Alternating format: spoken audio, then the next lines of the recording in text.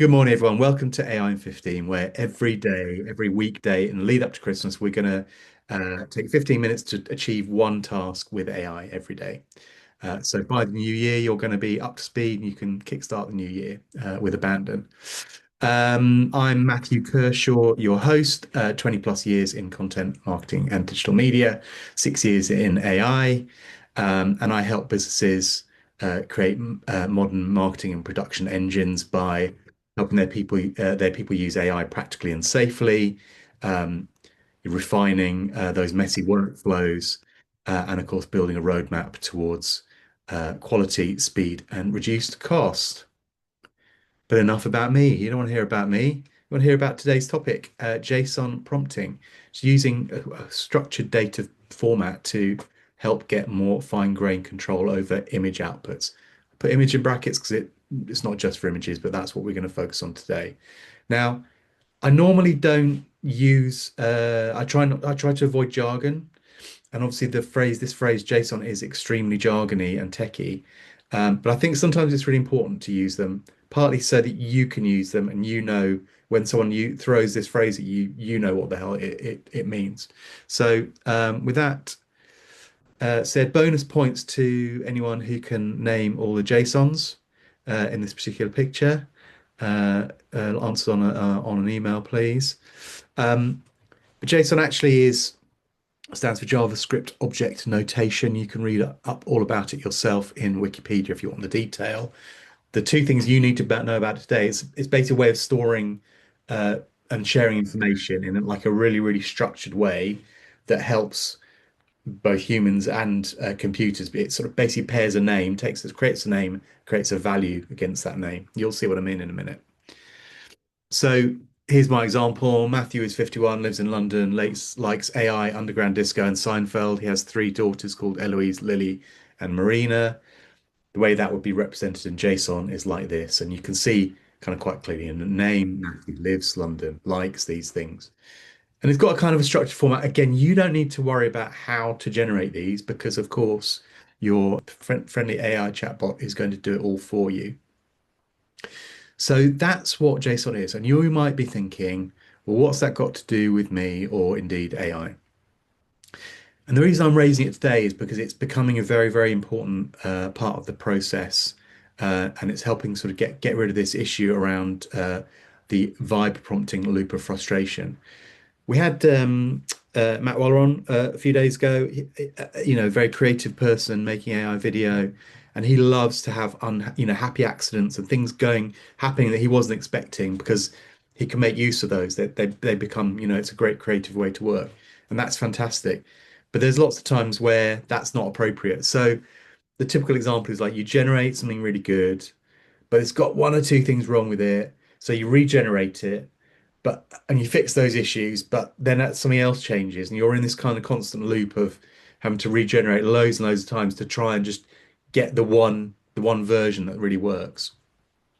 So that's the loop of frustration, and that's what happens with this kind of so-called vibe-based prompts where you just sort of say what you want and hope that the model guesses it properly. It's unpredictable and it's inconsistent and leads to frustration, particularly in a kind of a more professional, like client type environment. So here's a really good example. Tesco Finest Bath Crisps. And I'm sure you're saying, Matthew, stop trying to make Bath Crisps happen. It's not a thing. It's not a thing. It's made up. But imagine it was a thing and we've created a nice pack shot here. And the client says there's too much salt and can you move the lime on the right and not on the left for whatever reason. So I put that into the image generator, and you get back this. It's like, oh, there's not enough salt now, and for some reason the lime's on both sides. So this is a typical sort of thing that a lot of these image generators do. They're sort of a bit random in what they give you. Or the lime's on the right. It's done what I said. It's given me less salt, and the lime's on the right, but now it's left a big blank space on the left. So it's kind of not very controllable. And the way you get around this is through JSON. So this is what a JSON command for that image might look like. And within it, quite easily, you can pick out the important bits, which is there's a lime slice, and currently it's saying there's three of them, and they're positioned front left. And there's 5 grams of salt in a mound. Well, actually, I can just go in and tweak that prompt, go, actually, I want them front right and I want 2.5 grams of salt in amount. And I've specified what kind of salt it is. And don't worry, you don't need to worry too much about these. As ever, all these prompts will be in the replay, the master prompt, and also these two revised versions, so you can sort of get a sense of what's changed.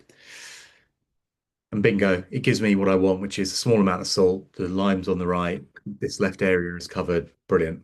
So I've got to where I want to get to, and more importantly, I've preserved everything else that's around the image. So it gives you that level of control. So you might be thinking, well, it looks complicated. I'm not a coder. How the hell am I going to create that? Um, and luckily, you've got me here, your friendly neighborhood AI guy. And part of the download today is going to be this prompt in a document. You're going to copy and paste that into your chatbot of choice. Your chatbot is going to ask you a bunch of questions about your brief, and it's going to output the right prompt for one of these three things, either a product or pack shot, a lifestyle image, so someone using the product, or a brand or mood image. So I'm going to actually attempt to do that live. So here's my document with the prompt in it. I'm going to copy that. And I'm going to go to my chatbot, which is ChatGPT in this case. Works perfectly well with Claude, Gemini, all of them really. I'm going to put it in. It's going to think for a moment. It's going to ask me, and it's going to ask me a bit more about my brief.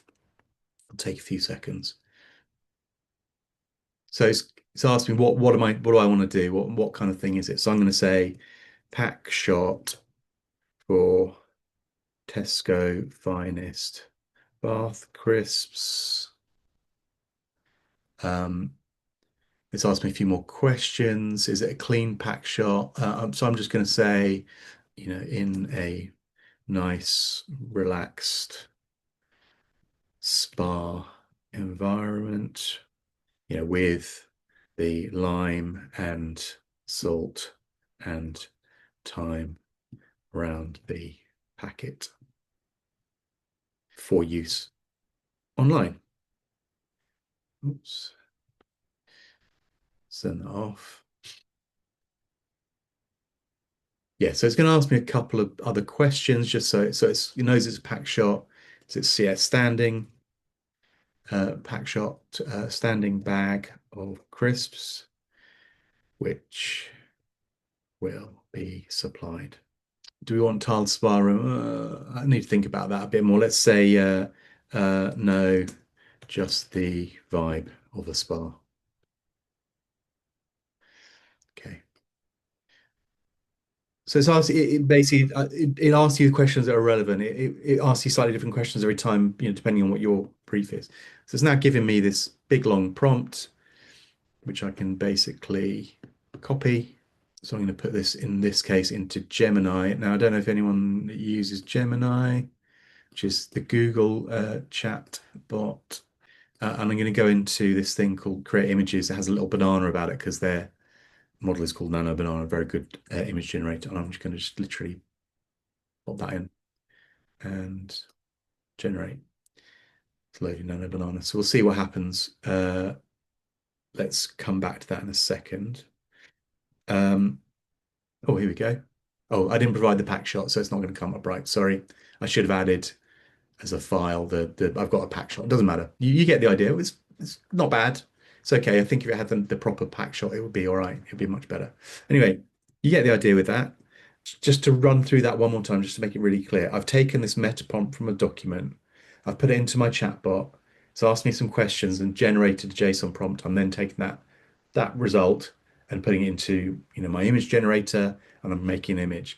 And of course, the important thing now is that cycle, right? I can now tweak that, but I can go into that prompt and see, oh no, it says it's putting the lime on the right. I want it on the left. I want the packet lying down. Oh, I want the packet 3/4. You can get a lot more control, a lot more precise control over your image generation.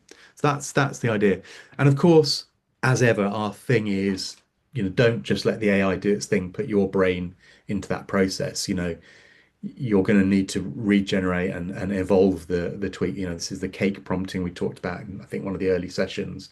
And E is the evolve. You're going to evolve it if you want to get a really, really good cake out of it. Another thing you can do, of course, is take that original meta prompt that's going to be in the document. You can take it and personalize it. Maybe, I've given you three use cases. One which is, product shot, lifestyle shot, mood shot. Suppose you don't want one of those. Suppose you want another kind of shot. Suppose you're got something to do with cars. You want a bunch of car stuff, whatever it might be. You can take that original meta prompt and uh, get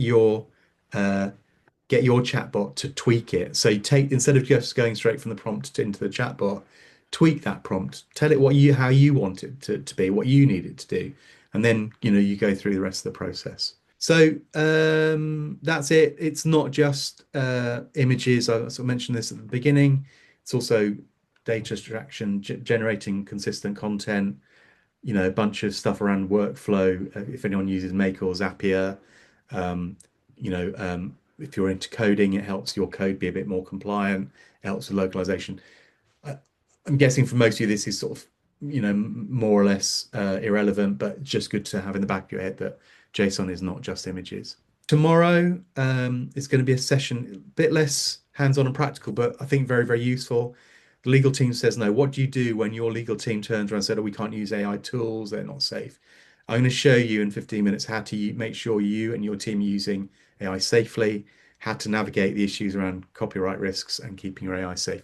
And then a couple of fun ones Thursday and Friday. Thursday, Paul Thomas is going to be making sweet, sweet music with us using AI. It's going to be super interesting. Friday week, we're going to be back to images again, but in a kind of more fun way. I'm going to be showing you lots and lots and lots of prompts to get to really interesting kinds of images that you can use in all kinds of marketing and other contexts. See you tomorrow. Don't forget, tell your friends, sign up at wolf with two O's.co/sign up. That's wolf.co sign up. And you can also use this QR code. And any further questions, please do email me. Thank you very much. See you tomorrow. Thank you, Matthew. Thanks. Bye. Bye.